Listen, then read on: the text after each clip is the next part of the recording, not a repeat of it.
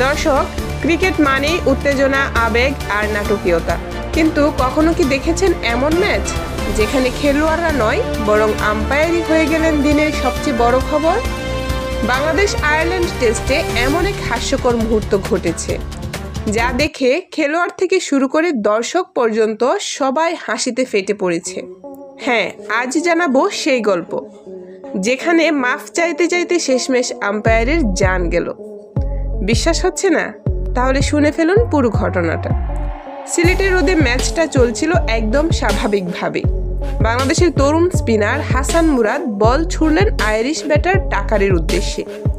বলটা ব্যাটে না লেগে সরাসরি গেল প্যাডে। সঙ্গে সঙ্গে বাংলাদেশি খেলোয়াড়দের জোর চিৎকার, আউট আউট। আম্পায়ারও দেরি না করে আঙ্গুল তুলে দিলেন আউট, কিন্তু টাকার সঙ্গে সঙ্গে নিলেন রিভিউ। টিভি রিপ্লেতে দেখা গেল বলটা লাইন ছাড়িয়ে গেছে, মানে নট আউট। পুরো মাঠে তখন হাসির রোল, দর্শকরা উল্লাসে ফেটে পড়ছে। আম্পায়ার মুখে হালকা হাসি নিয়ে বললেন, সরি বয়েজ। এরপরের ওভারেই আরও নাটক। আরেকটা এলবিডব্লিউর আবেদন, আবার আউট, আবার রিভিউ, আর ফল আবার ভুল। এইবার পুরো স্টেডিয়াম একসাথে চিৎকার করছে, দুইবার।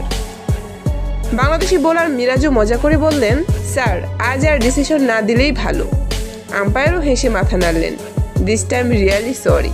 মাঠে খেলোয়াড়, দর্শক, এমনকি কমেন্টেটররাও হেসে গড়িয়ে পড়ছে। মাফ চাইতে চাইতে শেষ পর্যন্ত আম্পায়ারই হয়ে গেলেন দিনের হাসির কেন্দ্রবিন্দু।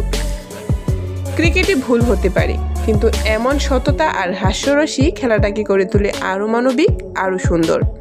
আপনাদের কাছে প্রশ্ন, আম্পায়ারের জায়গায় আপনি থাকলে কি করতেন? কমেন্টে জানান।